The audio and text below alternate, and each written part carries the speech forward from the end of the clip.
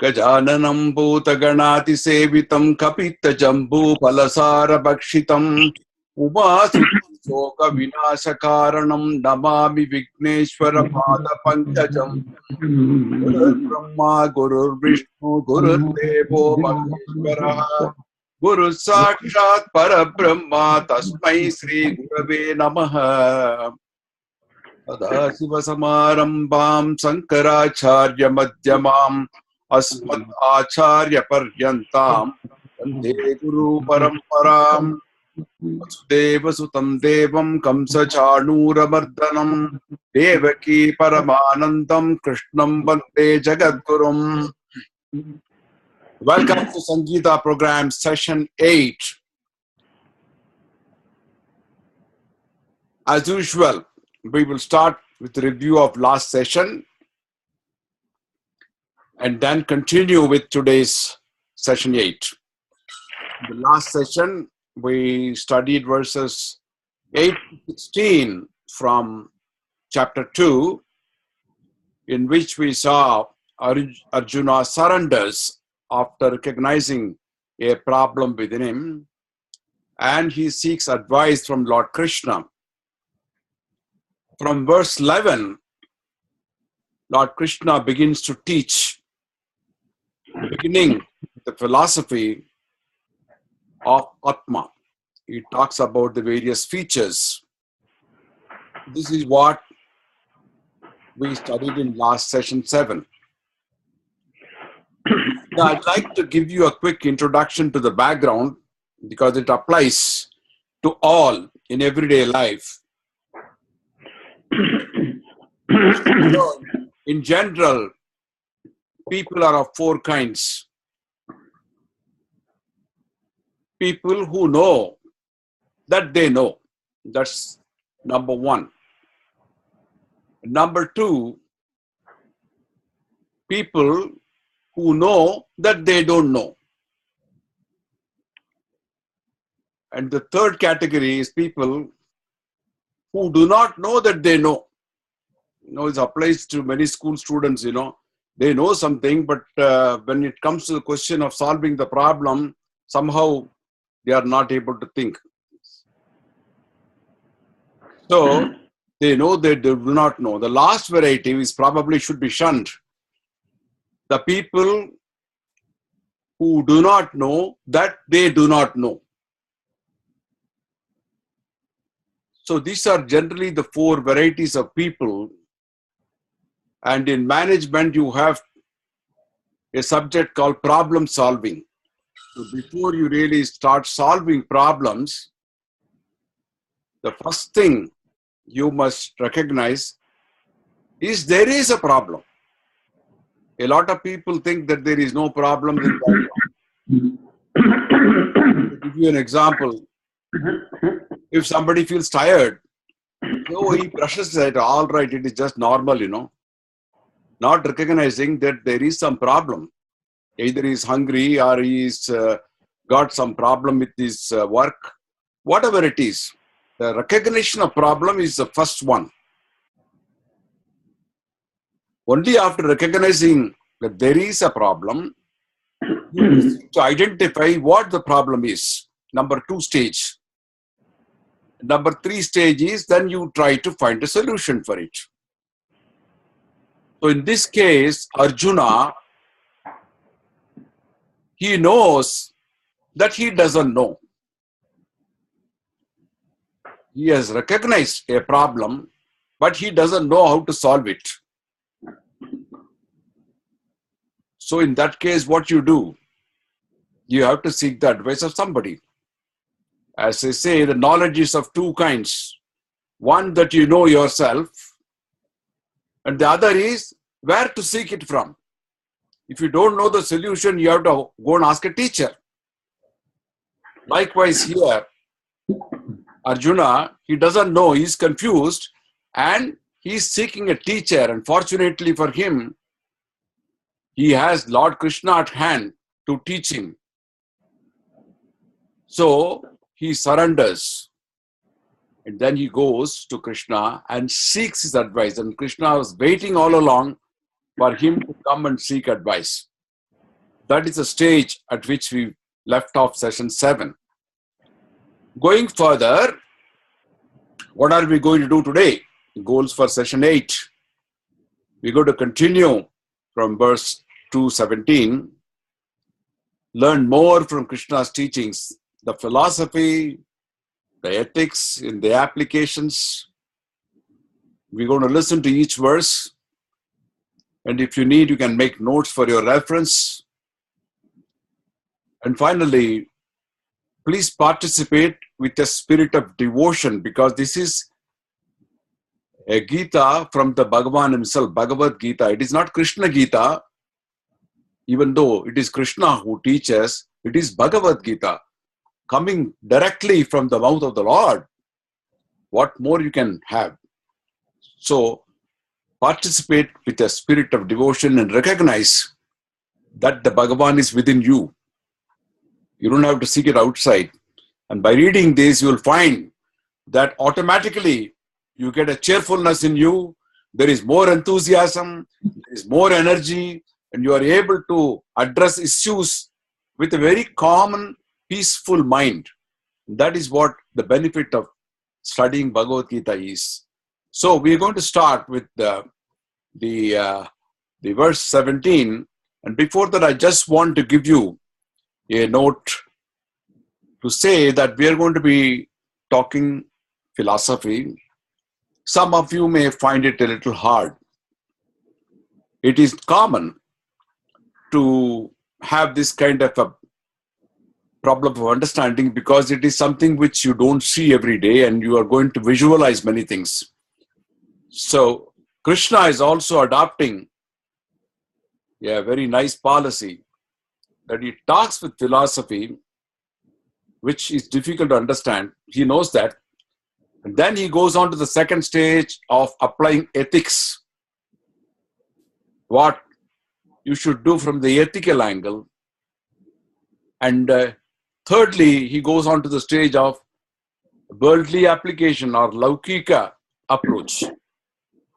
All the three stages he goes through, from the toughest to the little easier and then the easiest. So that's how he goes in different stages. And we're going to be talking about the features of Atma, starting with verse 217. Avinashi tu tat viddhi yena sarvam idam tatam vinasham avyayasyasya na kastit kartum harhati.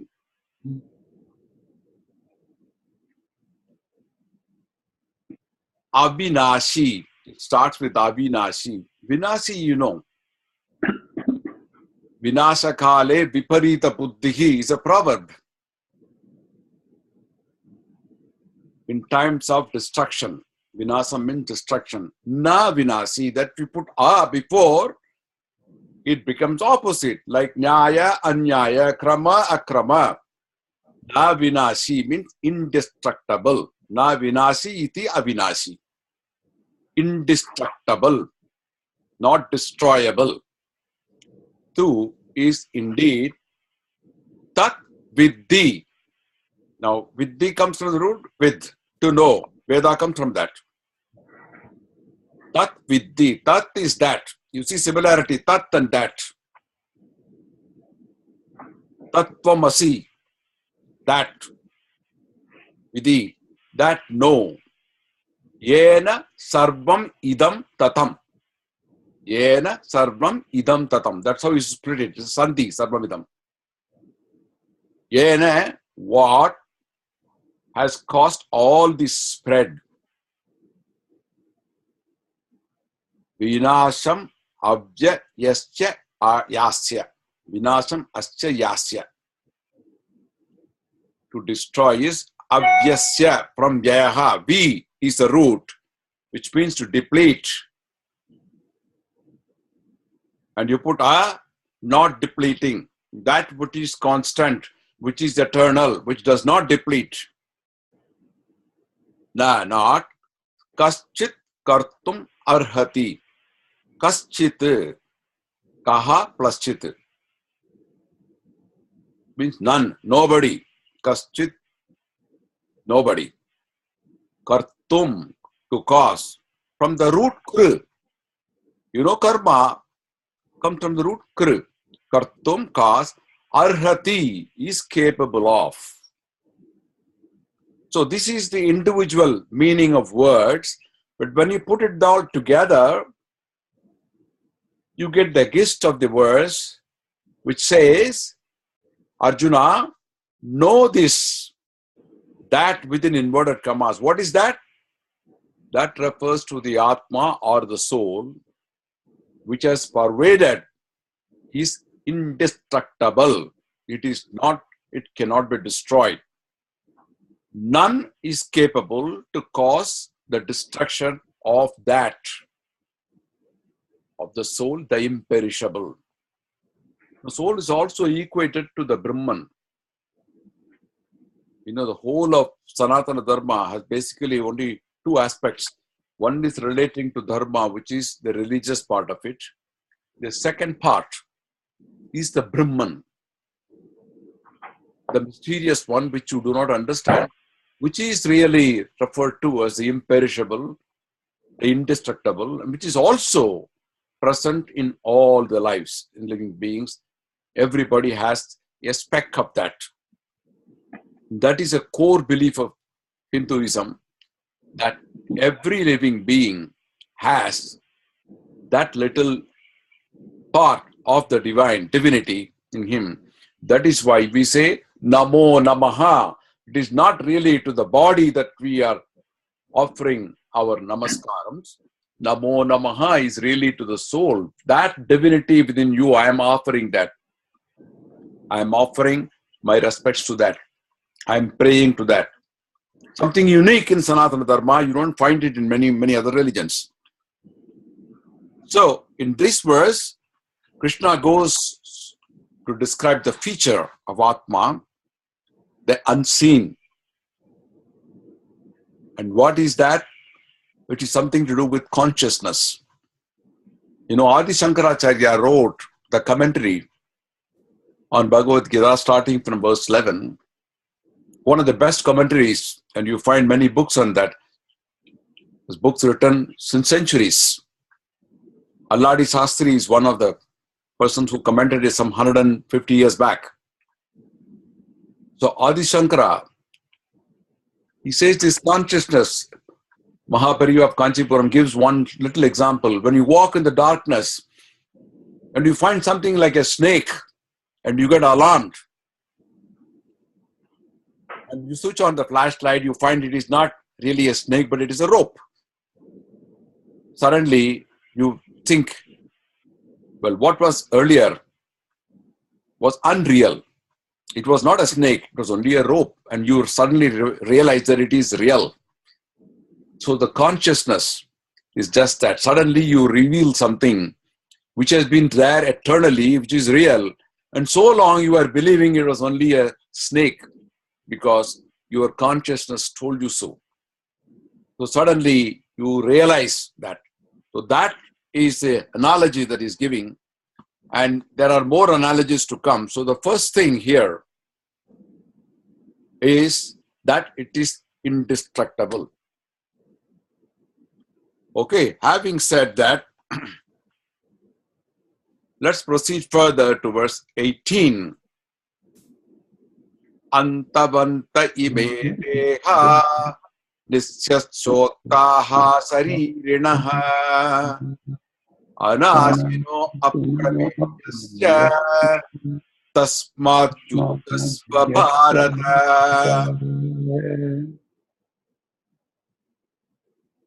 Antavanta. Anta is end. You say Vedantam. It's the end of Vedas. Antam. Antavanta. Antaha asya asti. One that has an end. Ime. This. Deha. Body. Very simple words. Many of you must be aware of these words because we use them. Nityasyoktaha, nityasya, that is eternal. Uktaha, spoken of, said to be. Saririnaha, which refers to the body. Deha, sarira, both are same. Anasino, again, na nasina, indestructible. Aprameyasya, incomparable, immeasurable. Tasmat yuddhasva, tasmat tvam yuddhasva. Therefore, tasmat is therefore. Tvam, you, yuddhasva, therefore you fight. Bharata, O Bharata refers to O Arjuna. So Krishna exhorts Arjuna, these bodies that we have is of the embodied self, which is eternal, indestructible, incomparable, immeasurable, and they are all set to have an end. Therefore, fight, O Arjuna. So it is from the philosophical angle that Lord Krishna is telling him to fight. Now, sometimes it works, sometimes it doesn't work. So we have to see how Krishna, as a strategist, going through stages. First stage is going through is a philosophy. He's trying to see whether by describing the features of Atma, Arjuna gets enlightened. So here, this is a beautiful verse, and it says the bodies all have an end, and therefore, if you kill them also, the Atma is not killed, therefore, you can fight, O Arjuna. So, Atma is one which is real, like the rope. Number one feature of Atma is it is real. And Anatma, which is opposite of Atma, which is the body, is unreal, like the snake. Nityaha, here is describing the second feature of Atma. Nityaha means eternal. There is no end to it.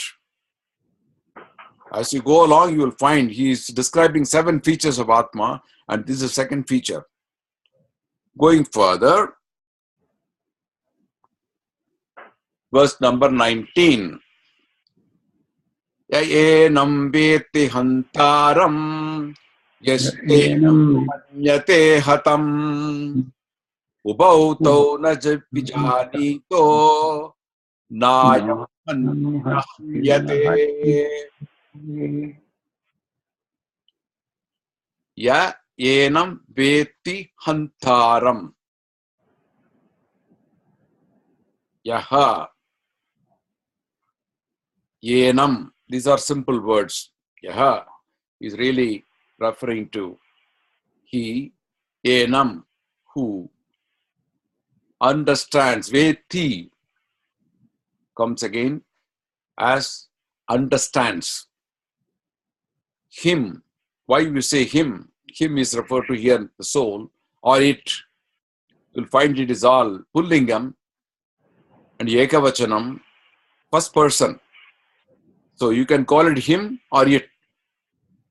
It because you don't see it. Him because the way the grammar is used. He who understands him as the killer. Yaschainam manyate hatam. And he who regards that it can be killed. Ubau tau na vijanito. Tau ubau. Na vijanitaha. Both of them do not understand. Nayam hanti na hanyate. Ayam na hanti. Ayam na hanti is put as nayam hanti.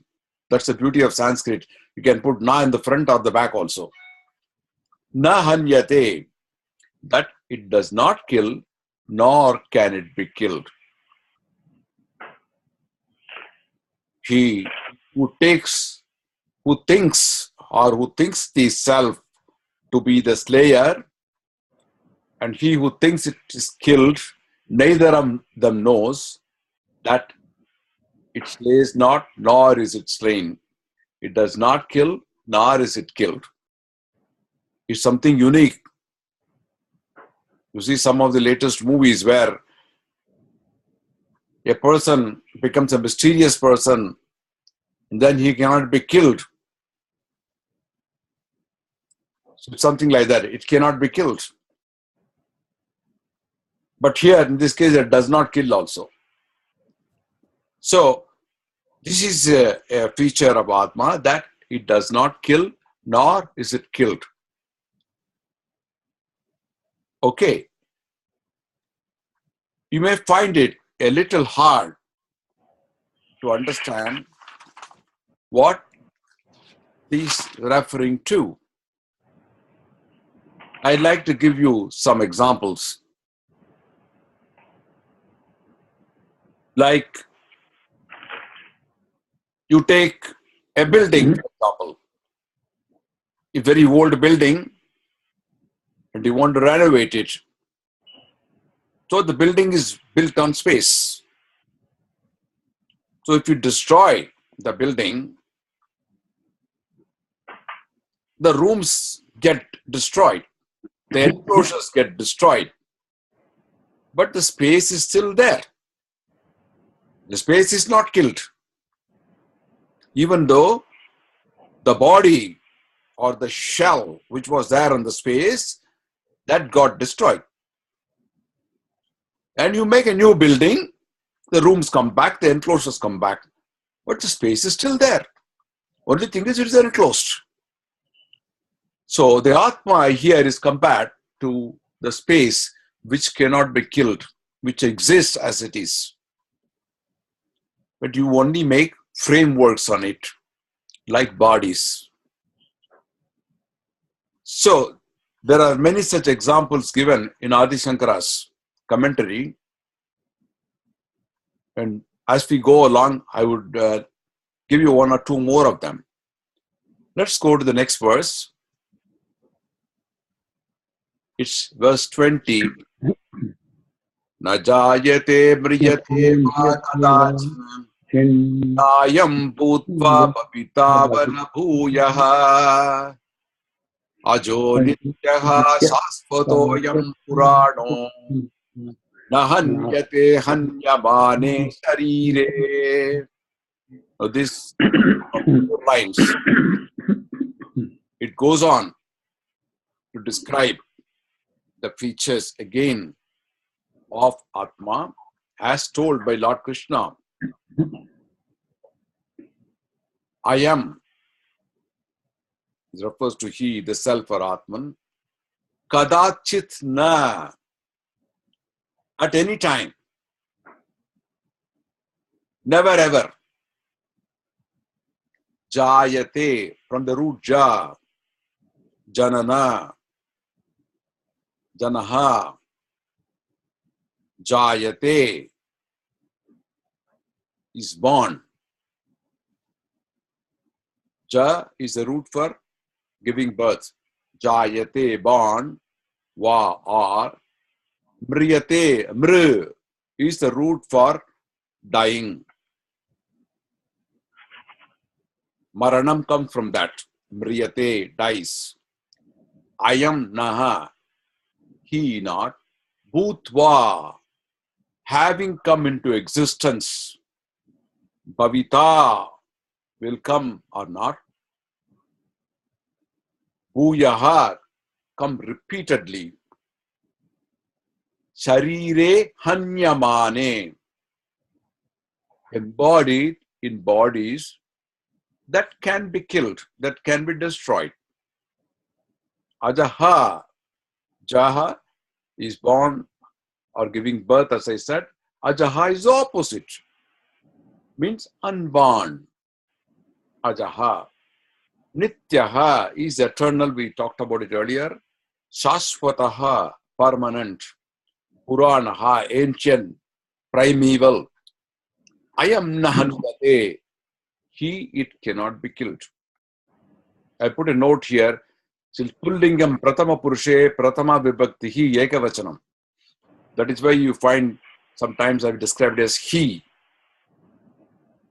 So the gist of this verse is the Atman is neither born nor dies. It has been non-existent, nor does it come into existence repeatedly. It is unborn. It is eternal, is undecaying and ancient. It cannot be killed even when the body is killed. This is something which is mysterious. You don't visualize Atma, what it is. Sometimes you don't visualize many things, but they are there.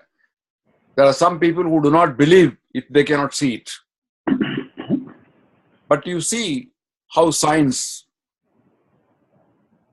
is actually supplementing the theory in our Sanatana Dharma. I read yesterday that they discovered 4 more elements. Discovered. It was there. It was existing before. They came to know of it only now. So just because they didn't know it all along, it does not mean that it was not there. It was there, but you didn't see it, you didn't know it. So like that, there are so many things that are there, but we don't see them. X-rays, for example, which was discovered. It was there even before. But the human intelligence discovered it, and then we are now using it. So the Atma is also something which has been in existence for a long, long time. But people are now discovering that there is something called Atma. It has been discovered, of course, thousands of years back, but we are now reading about it. So here, it has been there. It is not, it has been non-existent means it is not felt, it is not known to anybody. The consciousness has not known it so far. So, it is something which is unborn. We don't know where from it has come. It is eternal, it is undecaying, and it is something very ancient. So, it is something which is indestructible. You cannot kill it when the body is killed. So going further, verse 21. Veda vinashinam nityam ya yenam ajam avyayam katam satpurushaha partha kam gatayati hantikam.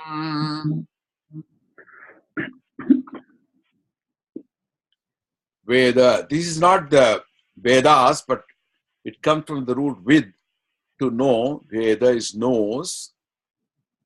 Avinashanam, indestructible. Nityam eternal. Many of these are kind of repeated words, so I'm not going into the details.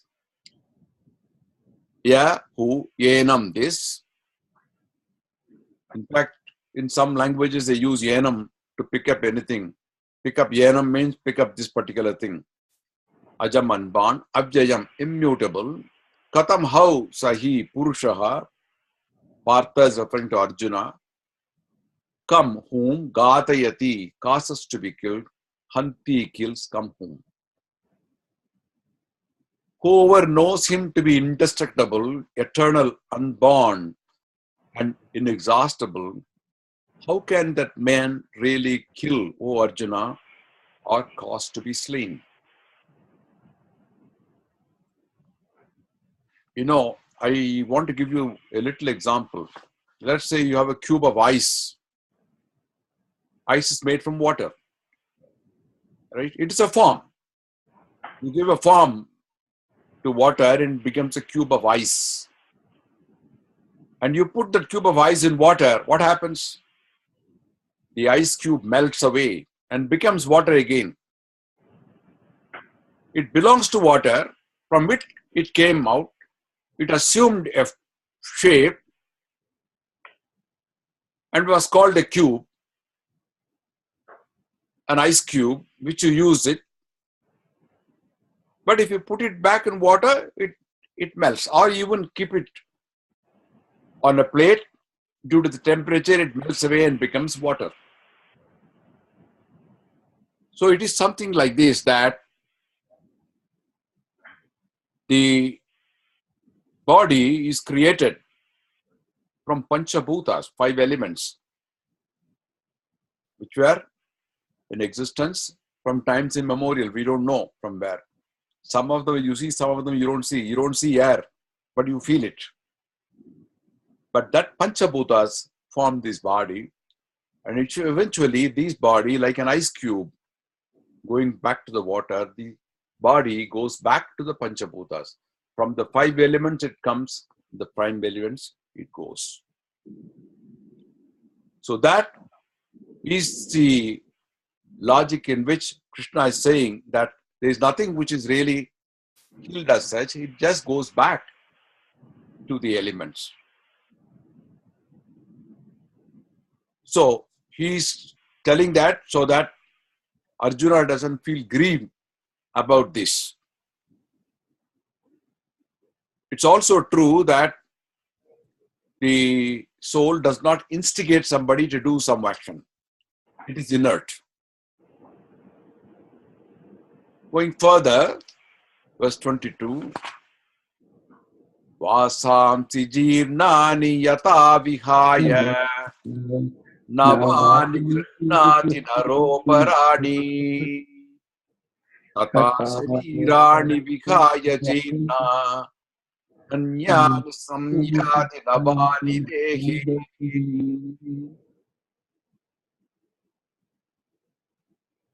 Vasamsi, garments. Vasam is also, we live in garments. Vasamsi, garments. Jirnani is worn out, digested, depleted. Jirnam is also a word used for digesting food. The food gets worn out. Jirnani. Yatha, just like, just as. Vihaya, from the root V, to discard, to move away, to cast off, to abandon. Navani is referring to new garments. Nava is very, you all know, Nava means new. Grihnati, to take, to wear. Naroparani, Naraha means refers to man, Aparani refers to others. Tatha, likewise, Sharirani, the bodies, Vihaya, discussed, Jirnani, old, worn out, useless bodies, Anyani, others. Samyati enters, Navani, new, Dehi bodies. Just as a man throws away, casts off worn out clothes and puts on new ones, so also the embodied self or Atma casts off worn out bodies and enters others that are new. This is a unique feature of Sanatana Dharma. As I mentioned before, the Bhagavad Gita is an essence of the Vedas. I want to tell you a story here about Vyasacharya. Vyasacharya was born to Parashara and Satyavati. Satyavati was a fisherwoman who helped Parashara to go across a river, and Parashara gave her a mantra to get a very intelligent son. And Satyavati, when she recited the mantra, a beautiful boy was born who was dark, and hence he had the name of Krishna. Krishna Dvaipayana. Because he was born in an island, Dvipam, Krishna Dvaipayana was his name.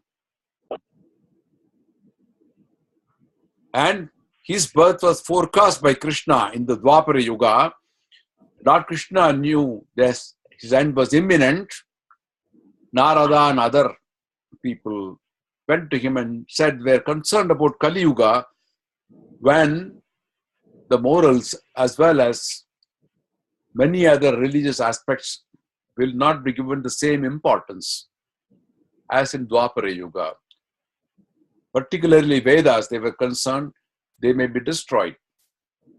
And Krishna said at that time, don't worry, there will be a person born with my name and he will take care of it.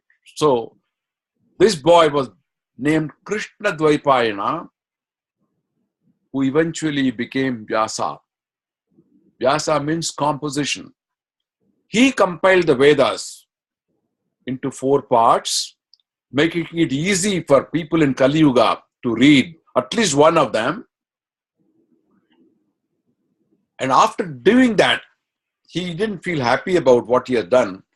He still wanted to do something, and Narada advised him that you can work on your new epic.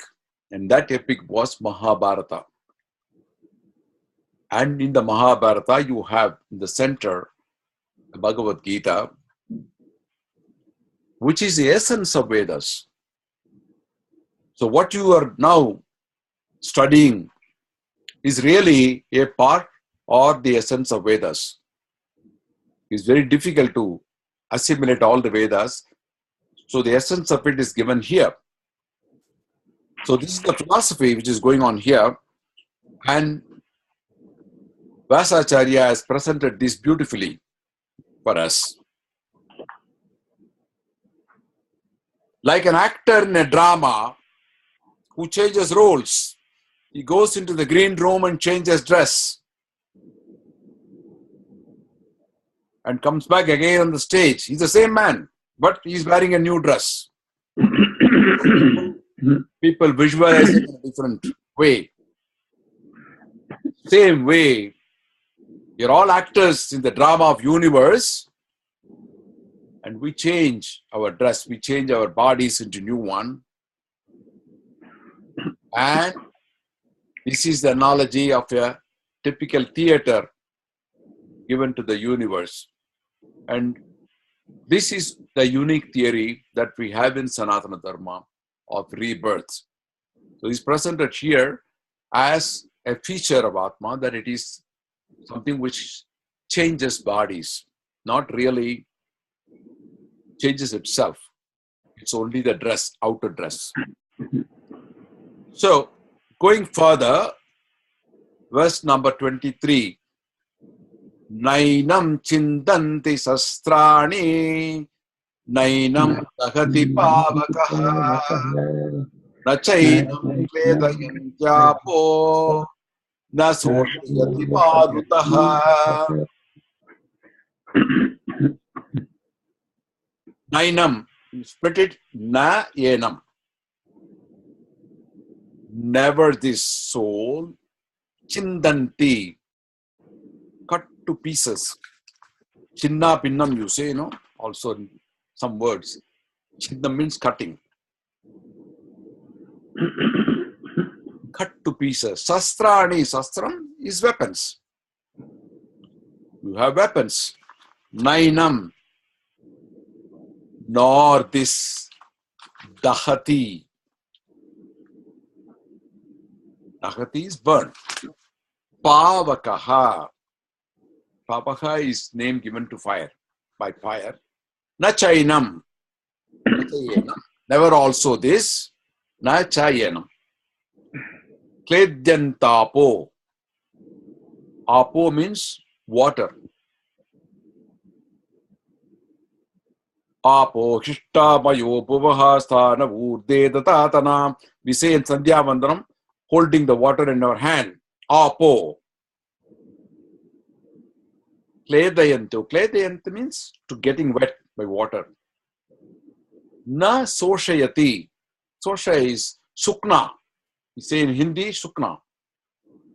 Getting dry. Soshayati gets dry. Marutaha. By wind. So weapons cannot cut it. The fire does not burn it. The water does not make it wet. Nor is it get dried by wind. That's the property. property of the soul, that it is immutable. It cannot be destroyed. It cannot be destroyed by any means. You can't cut it, you can't burn it, you can't wet it, and you can't dry it by wind. So that is the property here, one more feature of what Krishna talks about Atma. Going further, verse number 24. Acchedyahayam adahyayam akledyaha asosya evacha nityaha sarvagataha sthanu achalaha ayam sanatanaha. Acchedyam adahyam akledyaha asosya evacha nityaha sarvagataha sthanu achalaha ayam sanatanaha. He is repeating some of these to make sure that people understand the properties of Atma.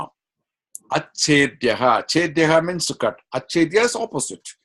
Cannot be cut or broken. Adahyaha. Adahyaha means, Dakhyaha means burnt. Adahya means cannot be burnt. I am this soul. Akledyaha. Kledya is to wet. Cannot be wetted or dissolved. Asosyaha. Cannot be dried. Also cha and nityaha. Everlasting, eternal. Sarvagataha. All pervading. Sthanuhu. Still. You know, there are some people having this name. Sthanumurti. Sthanumurti. There is Shiva deity in a place called Suchindram in Tamil Nadu in India, where the Lord Shiva is seen to be still like a dead tree. You don't find there is life in it. It is very stable. It is very still. Therefore, the name of Shiva there is Sthanumurti. Sthanu. Achalaha. Immovable. Arunachalam. You have the name. Somebody who is not movable. Achalaha. Chalaha.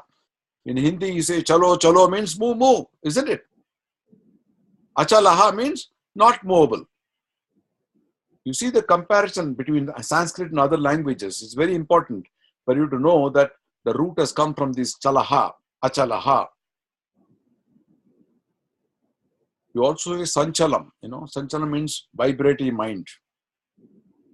I am this sanatanaha, eternal, everlasting.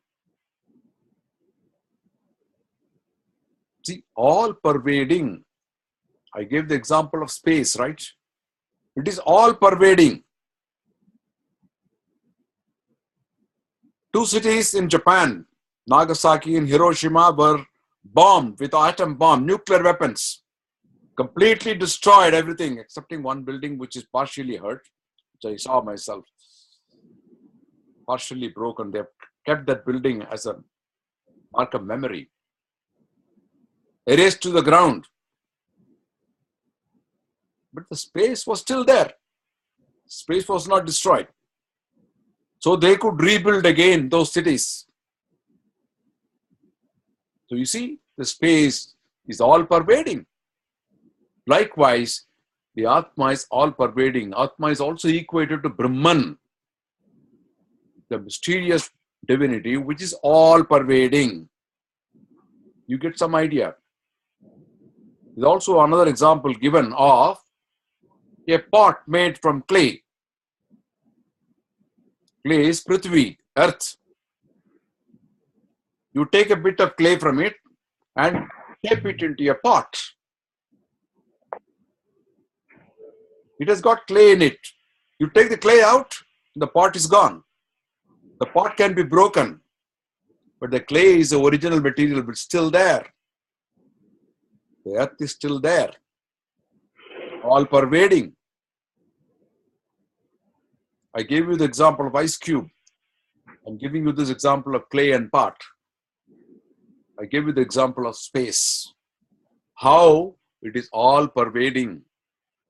What you get is a pot or a building or an ice cube which is equated to a body, human body, which eventually dissolves into water, dissolves into the 5 elements as a human body. So here he's emphasizing the fact that this self or Atma is something which cannot be destroyed by any of these means, not by burning it, not by weapons, not by wetting it by water, nor drying up with wind. It is eternal, all-pervading, stable, ancient, and immovable. You can call it by any name, divinity, Paramatma, whatever name. Okay, now we are going to be the last verse for today, which is verse number 25. And from the verse 12 to 25, Krishna has been telling about the features of Atma, about the various features of Atma, that Atma is something which is real, Satyam, and Atma is unreal, like the snake and the rope. Atma is Nityaha, eternal. Atma Sarvamidam. It is all pervading, like space. So you have the features of Atma coming up one by one.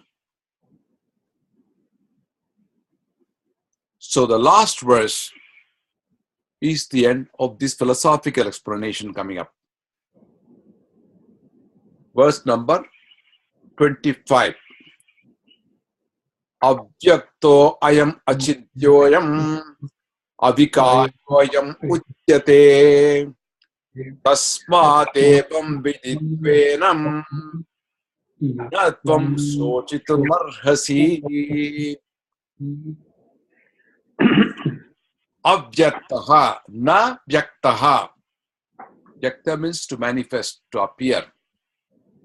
Na vyaktaha is not manifested. Ayam achintyaha. Na chintyaha, beyond thoughts. Inconceivable. You cannot imagine it. Ayam avikaryaha, na vikaryaha. Unchangeable. Again, ayam.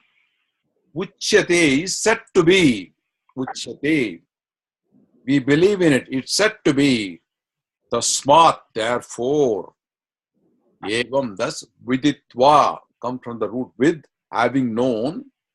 Enam, this. Tvam, na, sochitam. Do not grieve or lament. This doesn't deserve it. Arhasi is deserving it. This self is said to be unmanifested, unthinkable, unchangeable. Therefore, knowing this to be such, having such properties, you should not grieve, because you are not really destroying something which is original, which is consciousness, which cannot be destroyed. So very rightfully he says unthinkable, because we are not able to imagine how can such a thing exist. So it is something which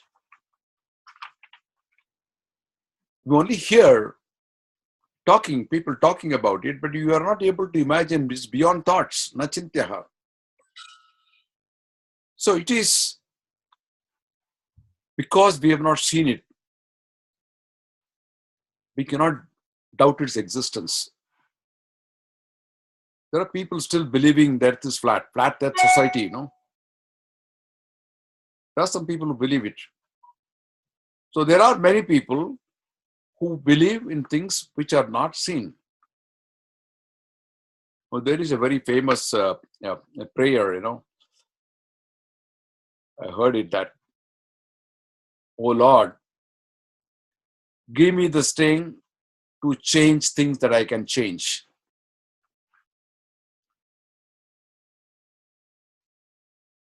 What is possible to be changed? Give me the strength to change them. At the same time, let me accept those things that cannot be changed. Give me the strength to do that. Accept those things which cannot be changed. And finally, most important, give me the knowledge to know the difference between the two. What can be changed and what cannot be changed. So from here you see, you cannot change Atma. It is something unthinkable, unmanifested, unchangeable. So let's not worry too much about it, because you can't do anything about it. But those things which you can change, as I started this, I mentioned the 4 categories. Know that you know that you don't know that you don't know, and you don't know that you don't know. So you have to really know what you do not know. And here Arjuna is getting to know many things, and from this we also get to know many things. Some things which we can change, but the changeable is you.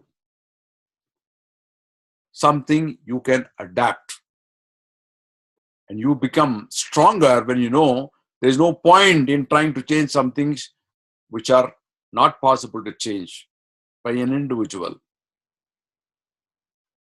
You can't change the whole country. You can't change the whole society. You can't change everything. There are some things you can change, which you should understand. So Gita gives you that wisdom to know the difference between what you can change, what you cannot change, so that you don't waste your time on things which you cannot change, but you understand things in the right perspective and focus your energy and focus your thoughts onto something which is productive and makes you strong in your mind, so that you stay on a level-headed thinking without really wasting time on unproductive, unchangeable things. Focus on those which you can change within you. So with that, we are concluding today's session 8, and we'll meet again next Saturday, same time, for session 9. Om Sri Haraye Namaha. Om Sri Haraye Namaha. Om Sri Haraye Namaha. Now let me unmute you.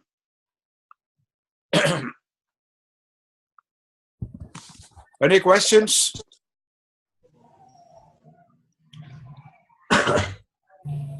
Guruji, Sampath here. Yes, Sampath. Guruji, in Buddhism we have one saying like Appo Deepo Bhava, right? Yes. There Appo means water or something else there? Apo is water. Yeah, Appo Deepo Bhava, he says. I didn't understand the meaning of this. From where did you pick it up? In Buddhists, they say one of this saying, Appo Deepo Bhava. Didn't remember. I don't know about that. But Apo, if you do the Sandhya Vandanam, you will know that, that Apo, in many of the mantras, you have Apo referring to water. Okay? Okay, Guruji. Yeah. I'll refer it again. Yep. Thanks. Okay. Anyone else?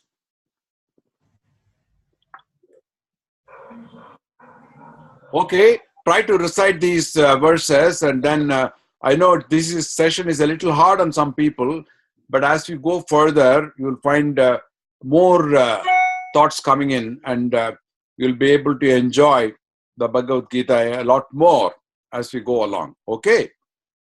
Thanks, Guruji. Yeah. All right. I'm going to now end the meeting and we'll meet next week. Thank you. Enjoy the week.